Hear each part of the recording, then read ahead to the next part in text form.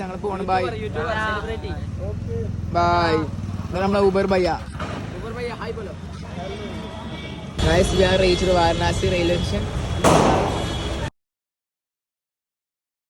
നമ്മൾ വീണ്ടും വാരണാസി റെയിൽവേ സ്റ്റേഷനിൽ എത്തിയിട്ടുണ്ട്. ഇപ്പോൾ നമ്മൾ ഗോരഖ്പൂരിലേക്ക് പോകുന്നത് 12:15 ട്രെയിനിൽ ഒരു 6 മണിക്കൂറോളം യാത്ര ഉണ്ട് നമുക്ക് ഇവിടുന്ന്.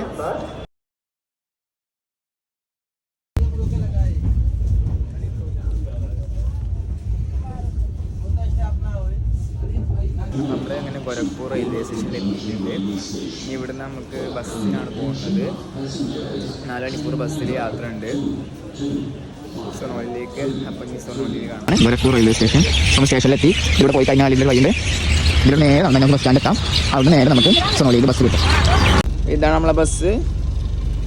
149 രൂപ എങ്ങാണ്ടാണ് ബസ്സിന് ഫെയർ. ടിക്കറ്റൊക്കെ കിട്ടി. നമ്മൾ ടിക്കറ്റ്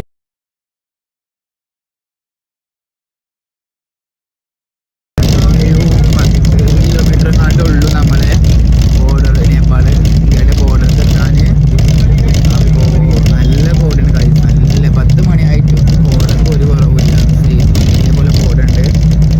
പിന്നെ നമ്മളിന്ന് സൊനോലിയിൽ നിന്ന് ഒരു ബുദ്ധൻ്റെ ജന്മസ്ഥലമുണ്ട് ലുംബിനി എന്ന് പറഞ്ഞിട്ട്. അങ്ങോട്ടാണ് ഫസ്റ്റ് കാണാൻ പോകുന്നത്. അതിനുശേഷം അവിടുത്തെ ഒരു ഈവനിങ് ഹോൾ ടൈമിങ്ങിൽ അവിടെ നിന്ന് ഇറങ്ങിയിട്ട് നേരെ നമ്മൾ കാഠ്മണ്ഡുവിലേക്ക് ഒരു 11 മണിക്കൂറോളം ബസ് റൈഡ് ഉണ്ട്.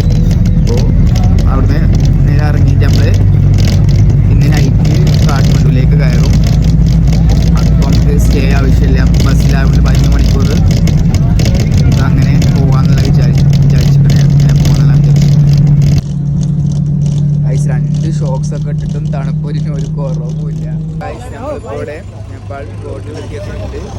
അപ്പോൾ ബസ്സിലുണ്ടായിരുന്ന ഭായിമാർ അവർ നേപ്പാളിൽ കറങ്ങാൻ വന്നാണ്. അപ്പോൾ അവർ ജോയിൻ ചെയ്യാൻ പറഞ്ഞിട്ടുണ്ട് കൂടെ.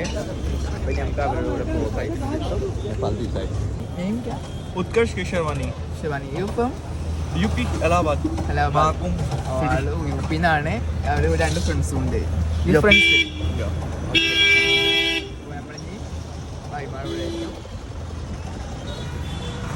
റുപ്പിയെ ഇതാണ് നമ്മുടെ നേപ്പാൾ റുപ്പീസ്.